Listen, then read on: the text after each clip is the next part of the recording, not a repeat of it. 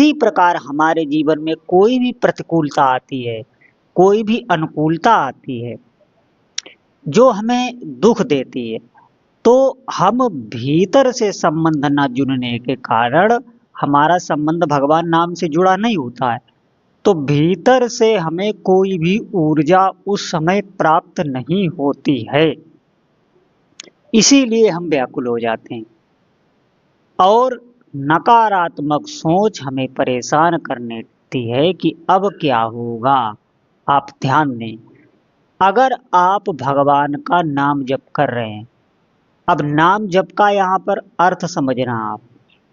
नाम जप का मतलब ये नहीं है कि आपने 1-2 माला कर लिए, कि इतना सत्संग सुना, नाम की महिमा सुना, तो आपने 1 माला जल्दी जल्दी में कर लिया, 2 माला कर लिए, 3 माला कर लिए, बाकी आपने शाम के समय 1-2-3 माला कर लिए और फिर पूरा दिन आप विषय भोगों में, वही संसार में, प्रपंच में, ऐसे आपके जो बड़े से बड़े भयंकर पाप हैं जो आपके शरीर पर आने वाले हैं या आपके परिवार में आने वाले हैं। देखिए, बुरा समय तो आता ही है, सबके जीवन में आता है, रोग भी आएंगे,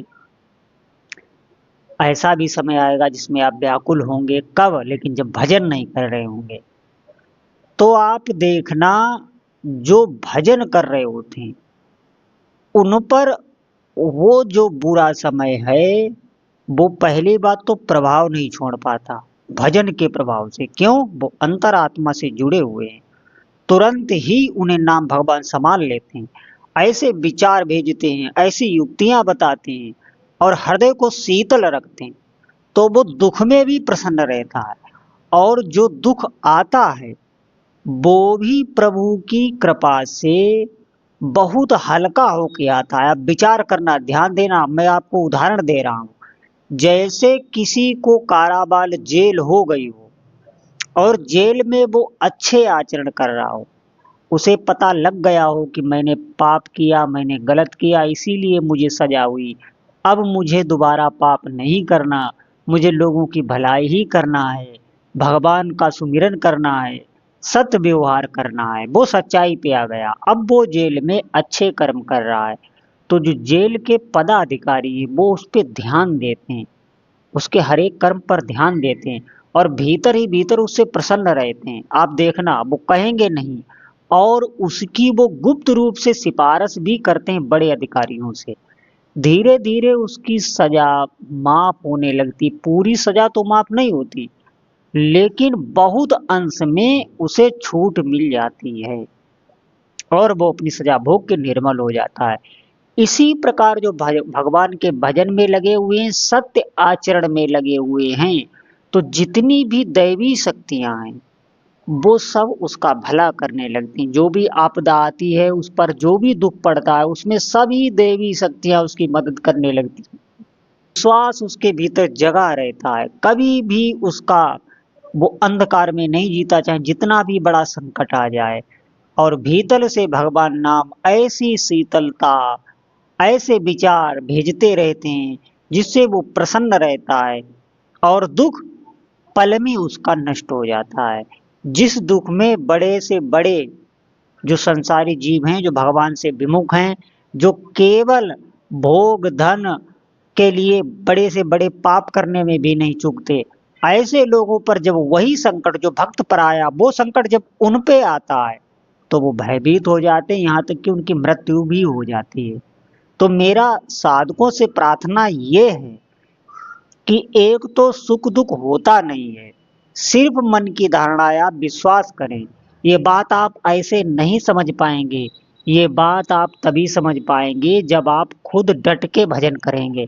भजन का मतलब ये नहीं है कि आपने 1-2 माला कर ली, 1-2 माला भी जीवन में आपके प्रभाव लाएंगी। प्रभाव ये लाएंगे कि आप आगे भजन में डूबने लगेंगे, तत्पर होने लगेंगे, अधिक भजन करने लगेंगे।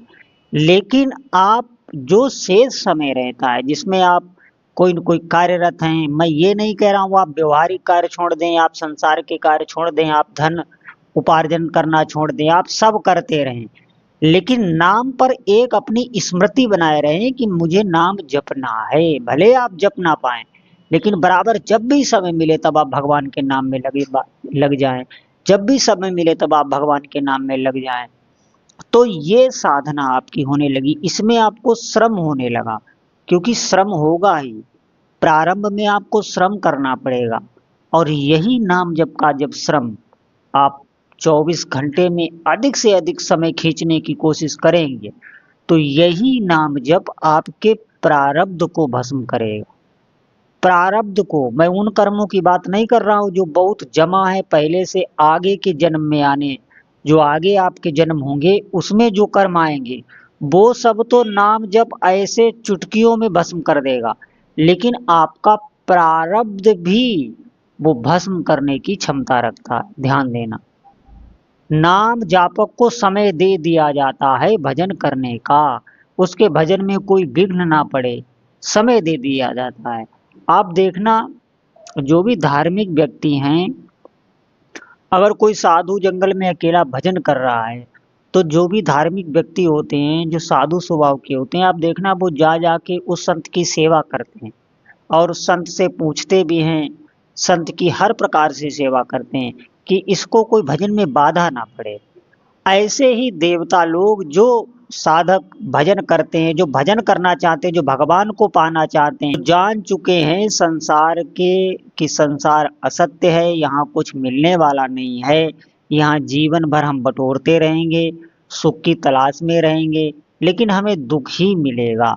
यहाँ होगा वही जो पहले ही प्रभु ने नियत कर दिया है, और अब आप जो कर रहे हैं वो आगे की फसल है, आगे आपको भोगना पड़ेगा, आगे फिर आपको जन्म लेना पड़ेगा। हो सकता है इससे भी बुरा समाज आपको मिले। इसीलिए मेरी प्रार्थना है आपसे बार बार कि भजन में मन लगाइए, अधिक से अधिक नाम जप करिए, और नाम जप ही आपके जीवन में मंगल लेके आएगा। ऐसी बात बिल्कुल नहीं है कि नाम जप से हमारा प्रारब्ध नहीं नष्ट होगा, भजन हमारा जीवन में सुख नहीं ला सकता। आप ध्यान देना, हो सकता है कोई बड़े बड़े पाप हों, कोई ऐसे पाप बन गए हों जिनका कोई बगैर भोगे जो पाप नष्ट नहीं होते, तो वो भी नाम जप आपको बहुत सूक्ष्म अंश में भोगना पड़ेगा। आप समझें, बहुत सूक्ष्म में। नहीं तो आप जीवन में देख रहे हैं, आप बड़े से बड़े धनमानी, किसी भी बड़े से बड़े जो भौतिक में महारत हासिल कर चुका हो, जिसने सभी संसाधन जुटा लिए हों और भगवान के नाम से जो विमुख है, आप क्या समझते हैं? उसका जीवन बहुत ही दयनीय है। आप अपने को बहुत भाग्यशाली समझें। नाम जप करना ये भगवान की बहुत बड़ी कृपा है। अगर आपको प्रभु ने भगवान नाम जप का समय दे दिया है, तो मैं तो ये कहता हूँ कि आप पर सभी देवी देवताओं ने विशेष कृपा कर दी है। अब तो उनसे कुछ भी नहीं मांगना चाहिए। क्यों?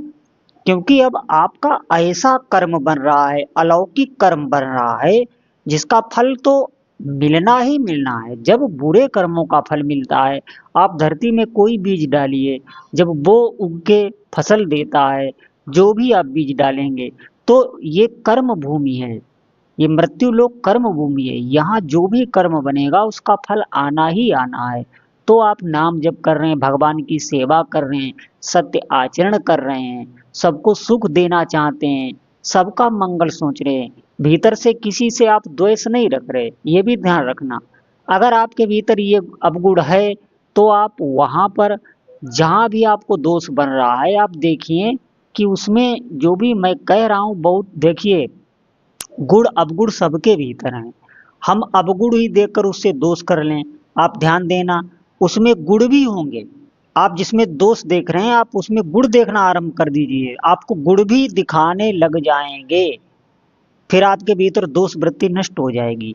ये दोष दर्शन, ये द्वेष और राग, ये ही हमें जीवन में कुछ देखने नहीं देता।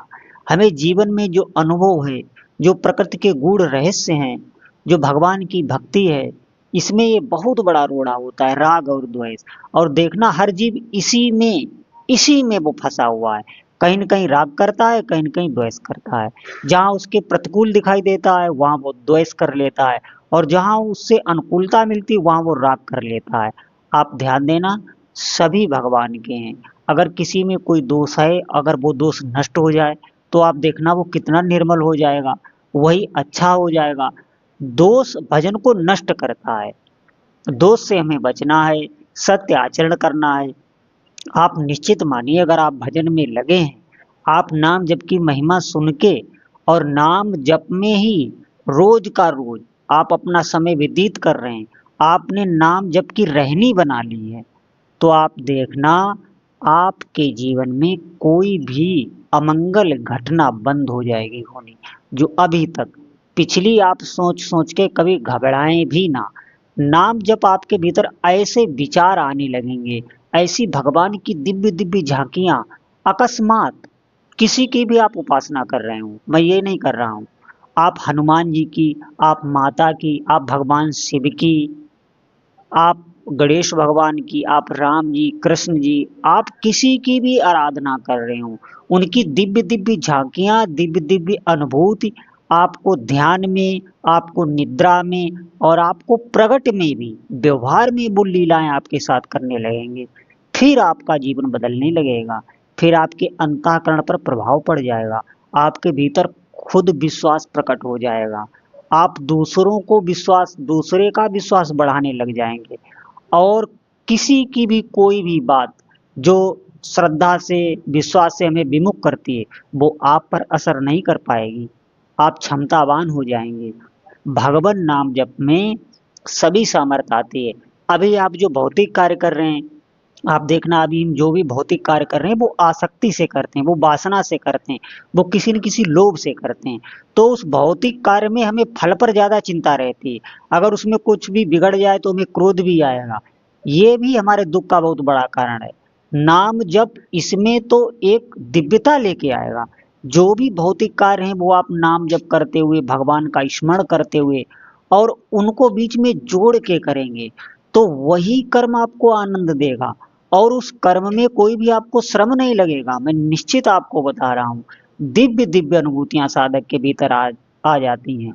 लेकिन आप नाम जप करें तो आप भगवान नाम महिमा सुन के भी नाम जप करना नहीं चाह रहे हैं, सबसे बड़ी बात ये है, क्योंकि हम भीतर ही भीतर भोगों का आसरा लिए हुए हैं। हमें पता है कि संसार में ही सुख मिलता है, ये मन हमारा एकाग्र हो के विषयों में जो क्षणिक हमें सुख मिलता है वो होता नहीं है, वो मन की एकाग्रता के कारण हमारा भीतर का जो आत्म स्वरूप है उसका, उस पर प्रकाश पड़ता है, उसी से हमें वो क्षणिक सुख की प्राप्ति होती है।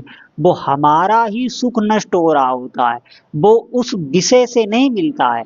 अगर मन एकाग्र ना हो तो किसी भी विषय में आपको सुख नहीं मिलेगा। आपका अगर मन एकाग्र ना हो, आप देख लेना, वहां पर मन एकाग्र ही होता है, तभी उस विषय से सुख मिलता है। तो यही हमारे भीतर धारणा बनी हुई है, इसीलिए हम भोगों में फंसे हैं। मैं ये नहीं कह रहा हूँ आप सब छोड़ दें, आप भयभीत हो जाएं हमारी बातों को सुनकर, लेकिन आप अपनी इसी जीवन में भजन को जोड़ लें। भजन नहीं है तो जीवन व्यर्थ ही है, चाहे जितनी भी आप धन संपदा इकट्ठी कर लें, चाहे जितना भी वैभव, भौतिक संसाधन, आपके दुख को कोई भी नष्ट नहीं कर सकता। इसीलिए सभी साधकों से प्रार्थना है, अधिक से अधिक भगवान के नाम का जप करें, नाम जप में अपनी श्रद्धा को बढ़ाएं। आप वही सत्संग सुने जिससे हमारा नाम जप बढ़े, आप उन्हीं भक्तों से प्रेम करें जो नाम जापक हैं, तो आपका नाम जब बढ़ने लगेगा। नाम जापक भक्तों का आप संग कीजिए, उनका सत्संग सुनिए, उनकी वाणी सुनिए, तो नाम जप में आपका विश्वास बढ़ने लगेगा। और आहार को थोड़ा शुद्ध रखिए, जो आहार हम करते हैं वो थोड़ा आपका सात्विक होना चाहिए। ऐसा आहार आप ना करें जो आप में काम को बढ़ावे, क्रोध को बढ़ावे, भजन से आपको विमुख करे। तो आहार का भी बहुत महत्व है नाम जप में। और आचरण भी ठीक रखना है, आचरण ऐसे नहीं करना है कि किसी के साथ आप ऐसा झूठ बोल दें जो उसे दुख हो जाए, किसी को भी दुख में ना डालें, संकट में न डालें, किसी के साथ छलना करें, तो आप देखना नाम जप दिव्यता लाने लगेगा, जीवन में निश्चित दिव्यता आवेगी। बोलो जय जय श्री सीताराम।